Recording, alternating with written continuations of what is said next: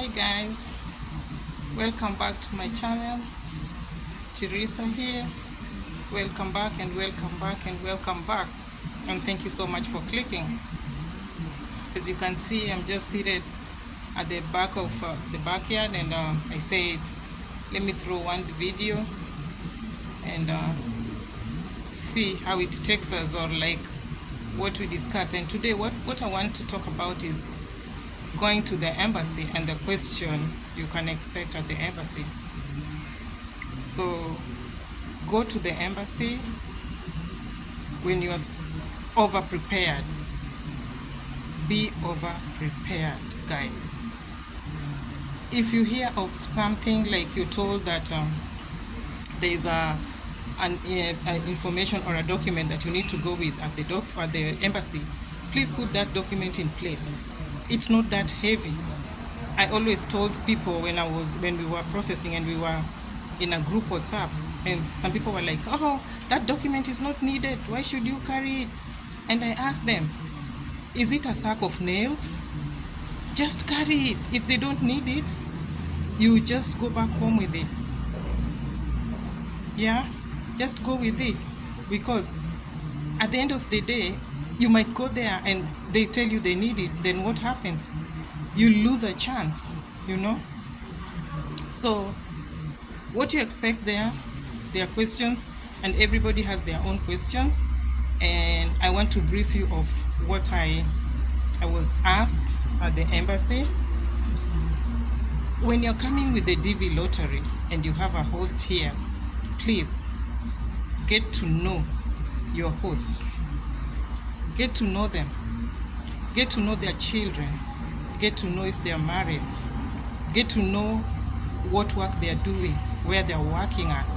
All these questions I was asked. I was even asked the age of their children, of the children of the spouse I was going to. I was even asked if he stays with the kids. You need to know this, because when they are asking you already, they have the host's details. Remember, you have given all the documents of the host, so they have it on the system, so they know. So if you lie, that's where people just get denied, because you go there, you don't know your host, and you want to go and live with them. How do you go and live with the person that you don't even know? So such things you have to really know, expect what you can be asked there.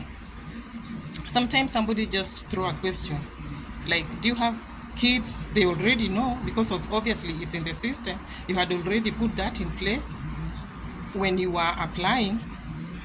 Then you're like, yeah, I have children. And then I was asked, are you traveling with them?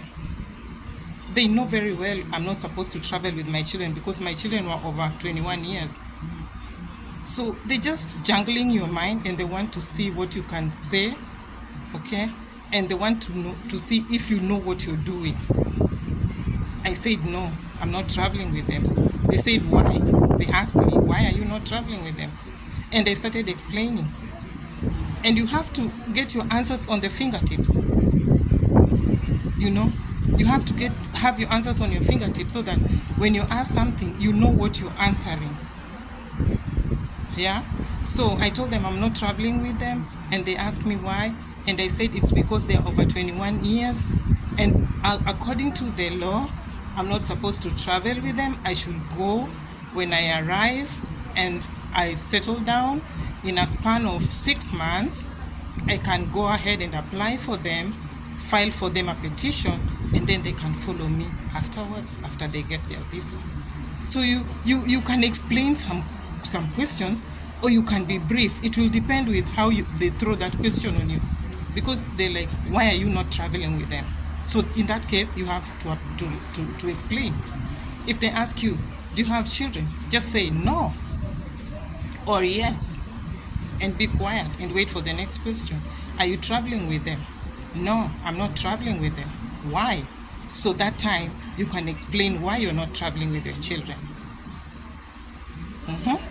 So number three sensitive thing that you're supposed to look at when you're there is look at that persons, the interviewer, look at them straight on their eyes.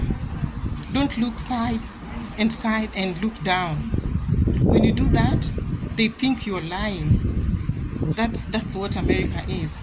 In our country, when you look down, it's a sign of respect.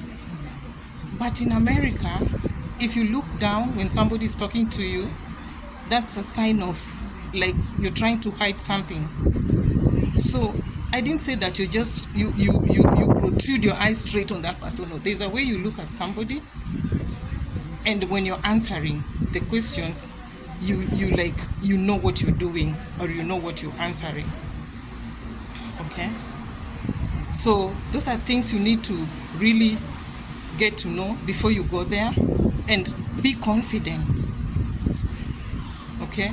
Don't be that nervous. You know, there's this nervousness thing. I know when you're going to the embassy, you can get nervous at a point. You're like, oh God, what am I gonna? Those are just people like you. Don't get nervous.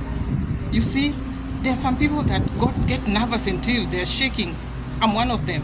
But when it reaches a point that you're going to get your visa, don't get nervous. Just have that courage and smile and look at this person on the face and just tell them the truth. Because if you're lying, even that you're gonna be searching for that answer. But if you're saying the truth, that answer will just come out like positively. Okay? So one single thing that I really wanted to put across is about the documents. I had a case on my own, and this one I really want to share with you, that I was asked. I had my birth certificate, and it had an I. My name is Teresa. All my documents had Teresa, and my birth certificate had been written Teresia, so it had an I. So I went ahead and made sure that I changed that birth certificate, and it read Teresa, because I did not want to go to the embassy with that I thing, because I had heard people saying, if you make a single mistake like this, even if your name reads differently, they say, oh, this is a different person. So I said, let me go and rectify this and go with the correct birth certificate. But I forgot that on the system, the other birth certificate is still there. You see? So these are questions that can get you offside. Because you know what? That lady just asked me, do you have another certificate? Do you have 2 birth certificates? That was the question. And I said, no. And she said, but I can see on the system you have 2 birth certificates. And I was so quick to answer. I said, the birth certificate, the first birth certificate was a mistake. And it was not a mistake from my end. It was a mistake from the government of Kenya. They misspelled my name. And when I realized that I got this green card, DV lottery, I had to put my papers straight. So that's why I went and rectified that name. And when I said that, this lady just nodded and said, okay, that's in place. And she told me to go to the next. I was interviewed with 2 people, so it wasn't easy. Some people, they just get 1 question. I don't know why mine took so many questions. She told me to go to the next person, and the next person also threw so many questions at me. And I thank God, because when God speaks, there's no obstruction that can come across. So that was all about my video today. I said, because I'm on my off today, why not? Why don't I just tell you some of the things you expect in the embassy, at the embassy, some of the questions that I encountered. So when you're going there, get prepared. Like, get over prepared, not like even getting prepared. Get over prepared. Carry every document. They're just gonna take what they want, and they're gonna give you back what they don't want. Okay? Thank you so much, guys. Please subscribe to my YouTube channel.